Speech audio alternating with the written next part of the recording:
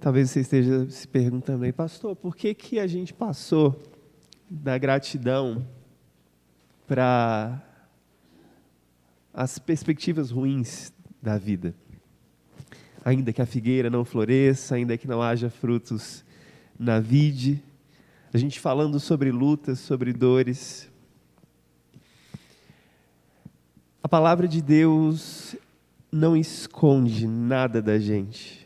Ela nos faz agradecer, sim, mas agradecer em meio ao sofrimento, em meio à tribulação. A palavra de Deus nos leva à exultação e a um consolo muito grande, à medida que a gente reconhece as nossas limitações. São os paradoxos da fé. A gente pode desfrutar da provisão do Senhor, pode desfrutar do cuidado dEle, da companhia, enquanto Ele nos guia por lugares altos, altaneiros. E o Binho nos lembrou do profeta Abacuque, e quando a gente conversava sobre como faríamos esse culto de Ano Novo, a gente decidiu que faríamos 2 momentos devocionais, um sermão a 4 mãos. E o Binho nos trouxe a perspectiva de olharmos para o passado e vermos como, embora fustigados pelas intempéries do clima, do tempo, do ano de 2021, a gente pôde descansar nas promessas de Deus. Eu quero te convidar agora a ver o livro de um outro profeta, o profeta Jeremias, mas não o livro da profecia dele. É um outro livro que ele escreveu, o livro das Lamentações de Jeremias. Lamentações, capítulo 3. E a gente chama o livro de Lamentações aqui, mas os hebreus costumavam chamar os livros antigos, os livros da Bíblia, pela primeira frase que aparecia nesses livros. E a primeira frase que aparece nesse livro é ó que. Por isso que a gente chama de Lamentações. Jeremias começa assim, ó que. Ó porque Deus me fustigou, ó porque Deus fez isso. São as lamentações que a gente conhece. Muito propriamente, Jeremias é conhecido por muitos como profeta chorão.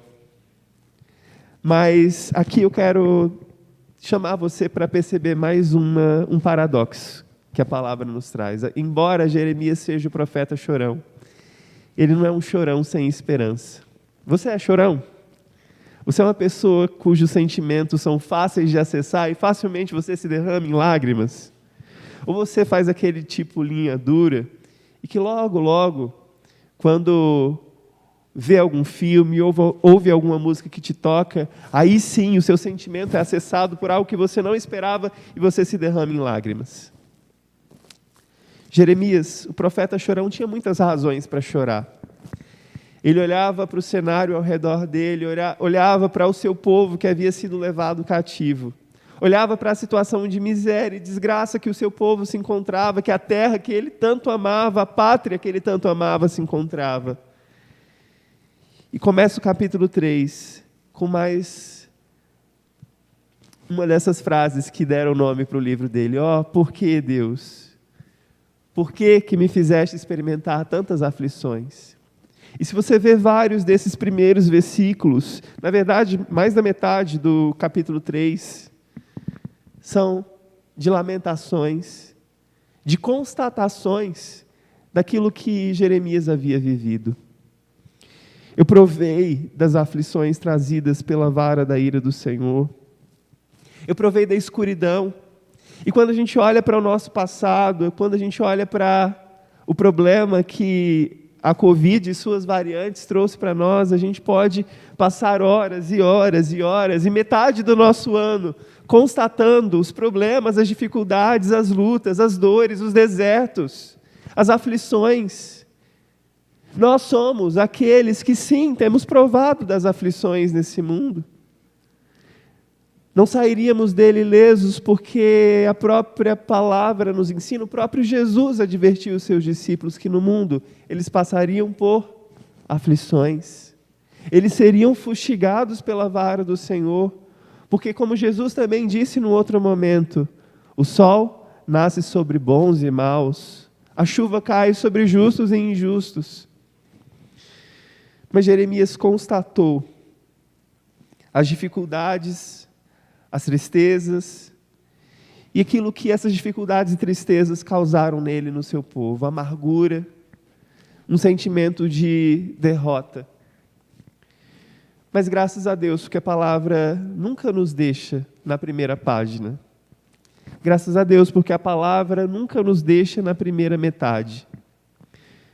O Evangelho se chama Evangelho, é uma palavra de origem grega que fala sobre boas notícias. É a boa notícia que um arauto traz quando o seu exército vence uma guerra numa terra muito distante. E esse arauto que vem para dar a notícia para os seus conterrâneos de que eles venceram a guerra, ele traz nas suas mãos uma carta com a notícia de que a guerra foi vencida. E o nome dessa carta é Evangelho. Toda a Bíblia, toda a palavra de Deus, é essa mensagem que é trazida da mão do próprio Deus para nós, como mensagens de boas notícias. E aqui Jeremias não fica apenas na notícia de que estamos travando uma guerra, mas Jeremias nos lembra da boa notícia de que essa guerra há de ser vencida. E como ele nos traz? Versículos 20 e 21. Jeremias escolhe sair do seu lugar de tristeza, do seu lugar de constatações fatídicas. E sim, precisamos ser realistas, não podemos negar a realidade. A gente falou muito esse ano sobre negacionismos, né? Eu coloco no plural aqui porque são vários tipos de negacionismos que apareceram. Jeremias não é um negacionista, ele é um realista, mas um realista esperançoso. E é isso que eu quero te convidar a ser, a não negar a realidade, mas ser um realista esperançoso. É isso que os cristãos são. Versículo 20. Eu me lembro de todas essas coisas, e sempre que eu me lembro desses dias terríveis, enquanto lamento a minha perda, ainda ouso, porém, ter esperança quando me recordo disso. Você é alguém que tem ousado ter esperança quando você se recorda das suas perdas? A esperança é um ato de ousadia. A NVT faz muito bem a escolha da palavra, ainda ouso ter esperança. Em dias onde a gente vê tanta gente sendo portadora de más notícias. Em dias onde nós vemos tanta gente sendo propagadora de utopias, de que a humanidade tem o poder de se tornar melhor e chegar a um tipo de evolução em que, finalmente, as desgraças desse mundo terão um fim. Isso é uma utopia. Mas aqueles que, como profetas, são realistas e esperançosos, têm a ousadia de não crerem em utopias e não serem portadores de más notícias, mas eles ousam ser realistas e esperançosos. Ainda ouso, porém, ter esperança quando me recordo disso. Na sua versão, é o que a gente acabou de cantar. Eu quero trazer à memória aquilo que me dá esperança. O que pode te dar esperança para 2022? Olhando para o futuro, o que pode te dar esperança?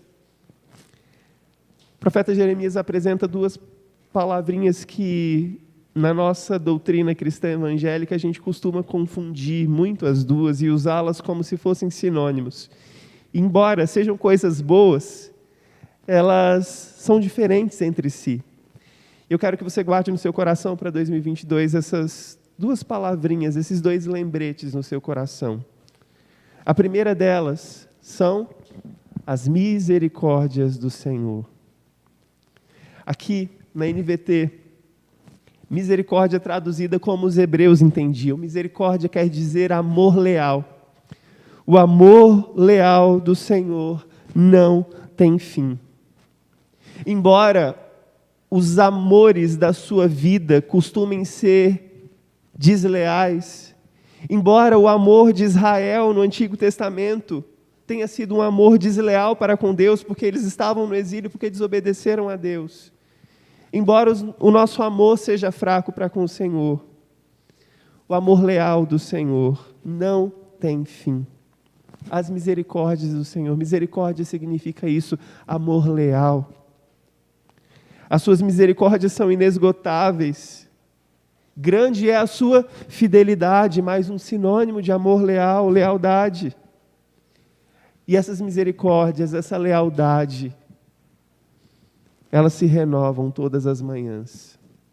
Você já parou para pensar que, embora os seus medos a respeito do ano que está por vir sejam medos que te assustam, sejam perspectivas não muito boas, mas embora exista esse medinho no seu coração a respeito das coisas novas que virão, decisões importantes que você tem que tomar, momentos novos na sua vida, na sua família, que você irá vivenciar, embora haja muitas coisas que podem te trazer medo, temor, para cada dia existe uma amostra da misericórdia do Senhor. Para cada manhã essas misericórdias serão renovadas. É como aquela pessoa que trabalha muito bem durante o tempo de contrato. E se você gosta de futebol, você sabe que existem alguns jogadores que não precisam ter medo do fim dos seus contratos, porque sabem que assim que o seu contrato acabar, vai chover de time na porta dele, querendo que ele assine um novo contrato. Da mesma forma, as misericórdias do Senhor se renovam como contratos da sua graça, como provas da sua graça, como compromissos da sua graça para conosco. As misericórdias do Senhor se renovam a cada manhã. Por causa dessas misericórdias, por causa desse amor leal, Jeremias diz: digo a mim mesmo, o Senhor é a minha porção, por isso esperarei nele. Em quem você tem esperado? Nas suas forças, nos seus méritos? Ou você tem esperado nele? Nele. A misericórdia do Senhor, o amor leal do Senhor, é aquilo que Ele derrama sobre nós quando nós merecemos a ira dEle. Misericórdia é receber de Deus o perdão que não merecemos. Mas o segundo lembrete que Jeremias faz para a gente é o lembrete da graça do Senhor, da bondade do Senhor. Está nos versículos seguintes, versículo 25. O Senhor é bom para os que esperam, para os que dependem dEle, para os que o buscam. Portanto, é bom esperar em silêncio pela salvação do Senhor. É bom as pessoas se sujeitarem, ainda jovens, ao jugo de sua disciplina, que elas permaneçam sozinhas, em silêncio, sob o jugo do Senhor, que se humilhem, se deitem com o rosto no pó, pois talvez ainda haja esperança, que deem a outra face para os que o ferem, e aceitem os insultos dos seus inimigos, pois o Senhor não abandona ninguém para sempre. Embora muitas vezes Ele traga tristeza, Ele também demonstra a sua compaixão. Além da misericórdia, o perdão que nós não merecemos, nós recebemos a graça de Deus, a bondade de Deus, o bem que nós também não merecemos. Deus nos dá perdão, Deus nos dá da sua bondade. O Senhor é bom para aqueles que dependem dEle. A primeira pergunta que eu fiz a respeito das misericórdias é: em quem você tem esperado? E agora, de quem você tem dependido? Dos seus méritos, das suas realizações, das coisas que você já deixou planejados e já se esforçou bastante para que corram bem, transcorram bem durante 2021? Ou você tem dependido do Senhor? Você tem buscado no Senhor confirmação, porque como são grandes as promessas de Deus, nós temos nele também o sim e o amém para tudo aquilo que a gente sonha, almeja, planeja, mas precisamos depender dele, buscar nele, precisamos nos sujeitar à sua correção, à sua disciplina, entender que embora por um breve tempo a mão do Senhor pese sobre nós e nós passemos por aflições, tribulações e sofrimentos, O Senhor nos promete a sua presença. O Senhor nos promete que estará conosco. Ele não nos abandonará. Ele não abandonará ninguém para sempre, é o que o versículo 31 diz. Embora Ele traga tristeza para muitos de nós, Ele demonstrará também a sua bondade, a sua compaixão.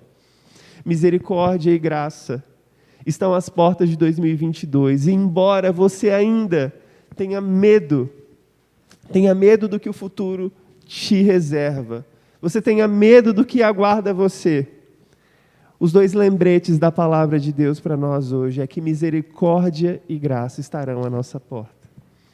E é muito interessante que é dessa forma que o salmista escolhe terminar o Salmo 23. Bondade, graça e misericórdia me seguirão todos os dias da minha vida, todos os dias de 2022. E habitarei na casa do Senhor, e eu serei a casa do Senhor, eu serei a habitação dEle por longos dias, por todos os dias da minha vida. O apóstolo Paulo nos lembra que, embora os nossos sofrimentos sejam leves e momentâneos, eles produzem para nós peso eterno de glória. Que no nome de Jesus, em vez de medo, você espere na misericórdia, espere na bondade, na graça do Senhor. E que você veja todos os dias, batendo na sua porta como um lembrete, graça e misericórdia sendo derramadas abundantemente sobre você. E que você desfrute dela por todos os dias da sua vida. E que você habite nesse lugar onde graça e misericórdia são abundantes. Para a glória do Senhor Jesus.